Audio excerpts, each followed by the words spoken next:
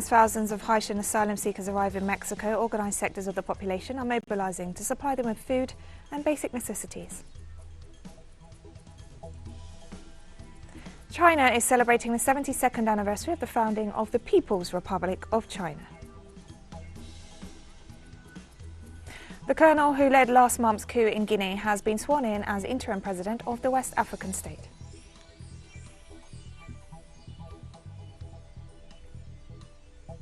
From the headquarters of TeleSUR English in Havana, Cuba, this is From the South. I'm Katrina Goss. We begin in Mexico, where the arrival of thousands of Haitian asylum seekers has put the authorities on alert. Meanwhile, sectors of the population have mobilized to support those arriving with food and basic necessities. More details in the following report by our correspondent, Eduardo Martinez. The coffee house, La Resistencia, located in the historic center of Mexico City, has become a place to collect basic necessities to support Haitian families who have arrived in the center of the country. Everyone wants a better life. It can be in Mexico, it can be in the United States. I am not against someone looking for something better for themselves or their family. Mariana Najon is in charge of sorting the aid gathered in the last 5 days, as well as channeling it directly to those who come to request it or sending it to where it is most needed. It has been untimely but also enriching to be able to share a little of what we have and be aware that we are privileged. We have a home, a job that may or may not give much or little. We have stability and security. The migratory crisis, sparked by the arrival of thousands of Haitians, mostly from Chile and Brazil, has overwhelmed the capacity of shelters operating in the city, as well as the authorities at the border, who have to deal with thousands of requests. The idea is to free up spaces for new arrivals, a demand that was there for the Commission that due to the saturation of the appointment system, new arrivals were unable to get an appointment. 2,000 foreigners are assisted daily, including thousands of Central Americans. In Tapachula, Chiapas, a stadium has been set up as a shelter. President Andrés Manuel López Obrador called on the international community to turn its attention to Haiti. An international aid commission should intervene. The UN should also intervene because the situation is very serious. In view of the strengthening of immigration policies in the United States, thousands of asylum seekers are moving through Mexican territory, some waiting at the northern border, while others return to the center and south of the country to go to the immigration authorities and obtain a document that will allow them to stay temporarily. Eduardo Martinez, TeleSUR, Ciudad de México. In Guatemala, rural communities in the southwestern region continue to protest against high electricity costs and abusive actions by the company that provides the service. Residents have mobilized, setting up roadblocks to demand the Enaguate Energy Company, the main service provider in the country, reduce electricity prices after the company cut the service to the entire community because some residents were unable to pay the bills. The community is demanding the nationalization of the company and that the government fulfills its obligation to provide them with energy. Enaguate has been implicated in several corruption scandals and uses power outages against rural communities of environmental activists and those advocating its nationalization.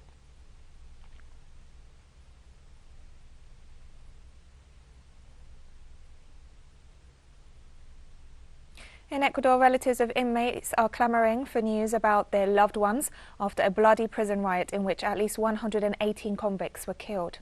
Relatives gathered at a morgue on Friday as rumours circulated that some of the bodies of the victims have been dismembered or burnt beyond recognition. 6 inmates were beheaded in the massacre that left 86 wounded, 6 critically, according to Ecuador's Prisons Authority. So far, 41 of the bodies have been identified, officials said, and 22 turned over to their families. Authorities said the riot was a flare-up of gang violence, but explanations as to how such violence was allowed to occur are absent. Police had retaken control by Thursday evening after a massive security operation involving some 900 officers and members of tactical units, while soldiers and tanks were stationed outside the jail.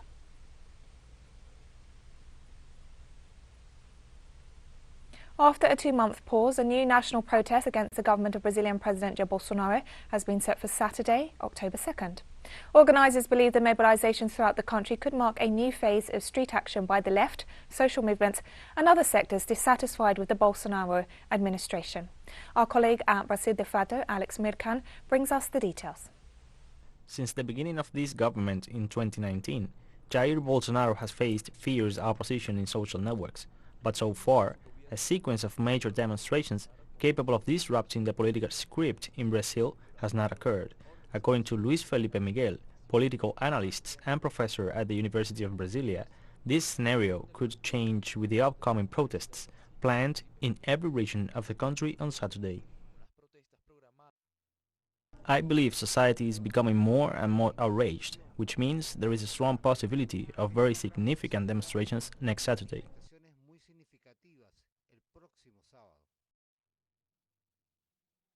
Despite his optimism, Miguel admits to level the mobilization is still inconsistent with the reality of the past 3 years and argues that part of this picture still reflects a slow awakening of the left since the massive protests of 2013. I think that at a time when we saw the demonstrations in favor of education, which were the first major demonstrations under Bolsonaro's government, we were also surprised because it is a government that operates with a different logic. Any other government, even a right-wing government, when facing demonstrations of this magnitude, would try to find space for negotiation to minimize the damage. The Bolsonaro government follows the opposite logic of ever-increasing tensions and confrontation. Before becoming president, Bolsonaro was facing resistance in the streets with a Not Him campaign, and at times during his government, he faced protests in defense of education and then of the environment, fueled by images of fires in the Amazon. After the beginning of the pandemic and a long period of lockdown, Brazilians took to the streets again on May 29.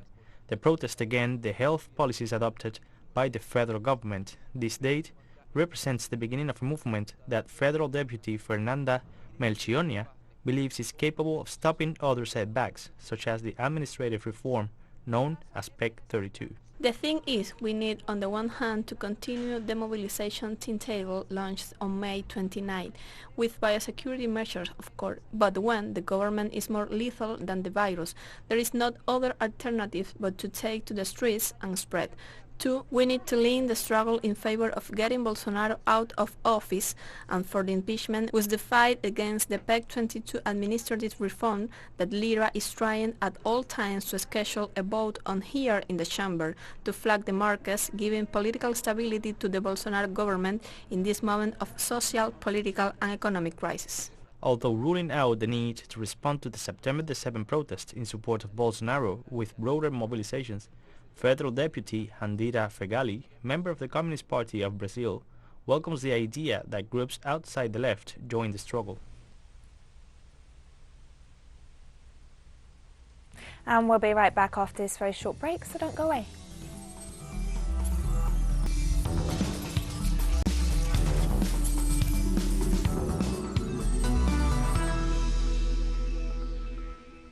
Welcome back to From the South. China is celebrating the 72nd anniversary of the founding of the People's Republic of China.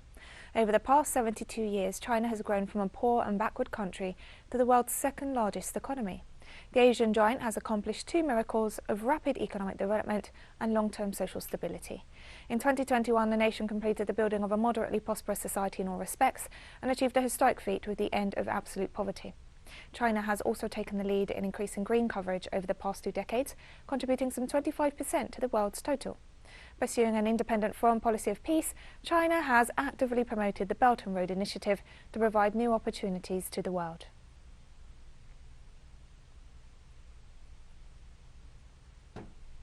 And as part of the celebrations to mark the 72nd anniversary of the founding of the People's Republic of China, a spectacular air show thrilled spectators and showed the growing capacity of the country's air force. The manoeuvres exhibited impressive aerobatics, including formation changes and loops, with dazzling smoke trails adding colour to the sky. The China 2021 air show runs until October 3rd in Suhai, South China's Guangdong province.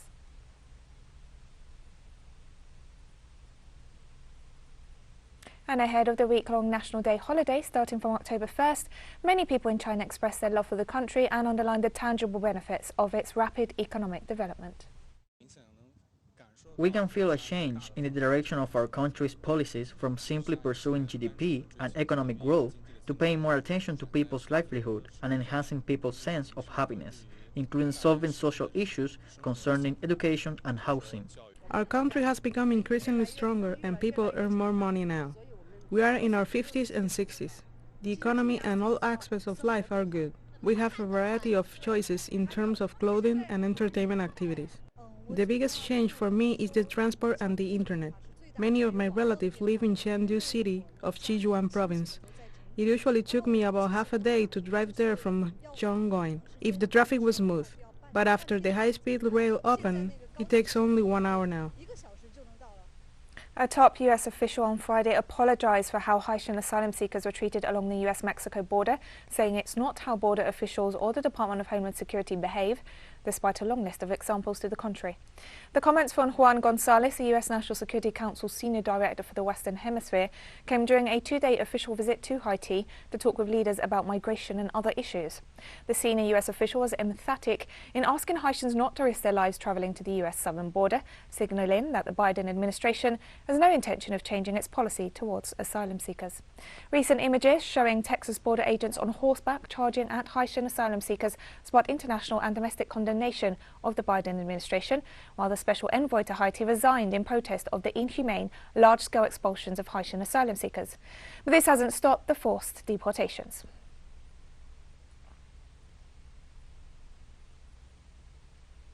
Talks between Australia and the European Union over a free trade agreement have been postponed in the wake of the Australian government's decision to scrap a $90 billion submarine deal with France.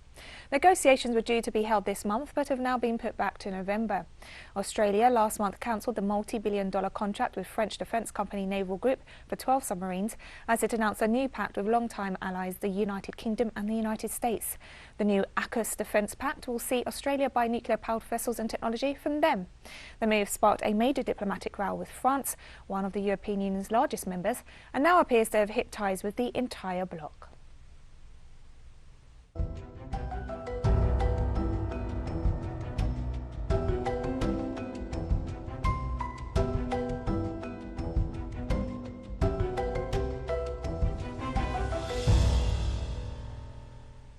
With 1 month to go until the 2021 United Nations Climate Change Conference, also known as COP26, to be held in the Scottish city of Glasgow, we review expectations and realities ahead of the summit. Climate action requires will and strong voices, but also finance. The poorest countries are both least equipped to tackle climate change and most vulnerable to its effects, so richer nations must commit on financial strategies that serve both and ensure eco-friendly production of goods and services. An agreement at COP26 will necessitate the trust of groups of countries like the Africa Group, the Climate Vulnerable Forum, least developed countries, and the Alliance of Small Island States, especially after COP15 and COP21 failed in providing real funds. Other main topic is energy. Energy accounts for approximately 65% of total global greenhouse gas emissions. France, Germany, UK, Chile, and others all committed to stop building new coal plants while China announced a halt on its production. However, 2/3 of the world's electricity production still comes from burning fossil fuels. For success in the matter, COP26 must ensure clean and renewable energy source global plan, and rich countries to provide the financial and technical support required for key regions still relying on coal such as India, South Africa, and Southeast Asia to transition to clean energy. About transportation, a successful outcome for mobility at COP26 will be for the key car markets such as US, China, and India, as well as key automotive manufacturers, to set a phase-out date for all non-zero emissions vehicles around 2035. Achieving net zero carbon emissions by 2050 is the main goal of COP26. But it is on the richest nations' hands to achieve it globally and save our only home, our planet. And we have more stories coming up after this final short break, so stay with us.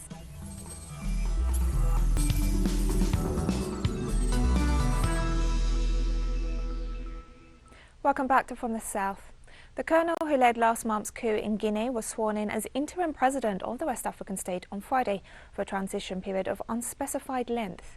The ceremony was carried out by the head of the Supreme Court at the Mohammed V Palace in the capital, Conakry.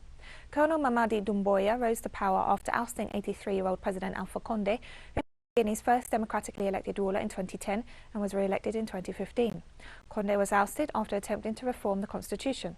Regional neighbours have pushed for a commitment to a transition back to civilian rule. On Friday, the United Nations condemned Ethiopia's decision to expel 7 senior UN officials, expressing concern for 5.2 million people in the Tigray region who need urgent assistance as malnutrition rises. According to Ethiopia's foreign ministry, the 7 officials have been declared persona non grata for meddling in the affairs of the nation. Start with a statement by the Secretary General on Ethiopia.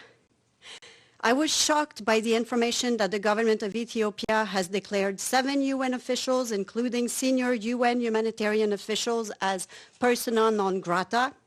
I have full confidence in the UN staff who are in Ethiopia doing this work. The UN is committed to helping Ethiopian people who rely on humanitarian assistance. We are now engaging with the government of Ethiopia in the expectation that the concerned UN staff will be allowed to continue their important work. The first World Fair to be held in the Middle East, Expo 2020 Dubai, opened on Thursday with a lavish ceremony of fireworks, music and messaging about the power of global collaboration for a more sustainable future.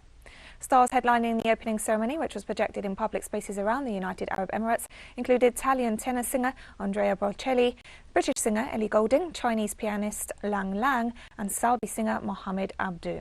Over 190 countries are showcasing their cultures and innovations. With Expo 2020 Dubai, authorities hope to attract 25 million visitors over the next 6 months to boost tourism and investment in the Emirate. Travellers can visit Dubai if they have a negative PCR test taken before departure. However, a vaccine is required to visit the rest of the United Arab Emirates.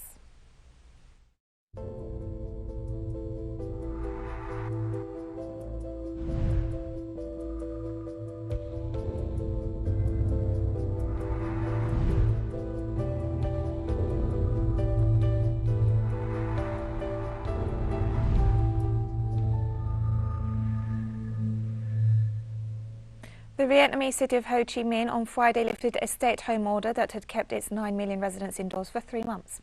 To curb a fast-spreading wave of COVID-19, residents have been unable to leave home, even for food, and almost all travel in and out of the area was suspended.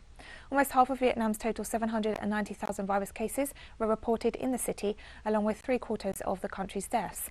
But after a gradual fall in cases, soldiers began dismantling road barriers on Friday and removing hundreds of checkpoints that had separated city districts.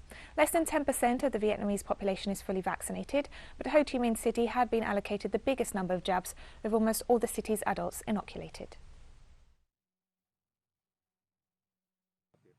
I can finally go out to exercise at this park after 4 months. I feel very comfortable and better inside my body, but the park today is still not busy, so I hope in coming days the pandemic situation will be better and more people will go to the park to exercise like before. There are only a few people at the park today, but everyone wears face masks and uses hand sanitizers. We meet each other and talk, but no hugging, as we have to abide by the government regulations on COVID-19 prevention. Mauritius is fully opening its doors to international visitors, hoping to rebuild its vital tourism industry after long months of isolation due to the COVID-19 pandemic. The move was greeted with a mixture of optimism, relief and some caution in the Indian Ocean island nation. The holiday destination, renowned for its spectacular white sandy beaches and turquoise waters, had partially reopened to vaccinated visitors in July for the first time since the coronavirus pandemic emerged in early 2020. But tourists had to remain in resort bubbles for 14 days before being allowed to venture further afield. The first plane loads of tourists arriving from Dubai, Paris and London on Friday will have to meet certain COVID testing requirements during their stay. We have been waiting for this day for so long, so for several months, and especially in the last few weeks, we have been putting in place all the teams to be able to put the hotel back in perfect and optimal conditions to be able to welcome our first customers who are arriving today. I believe that we will simply have to learn to live with the virus. For 18 months, 20 months, everyone has learned to work with health protocols, which have improved over the months and will continue to improve. And I think that in the interest of everyone, we will have to live with this pandemic, and it is up to us to minimize as much as possible a future impact. And we've come to the end of this news brief. Remember, you can find these and many other stories on our website at telesurenglish.net. You can also follow us on social media for all the latest news. We're on Facebook, Twitter, Instagram and Telegram.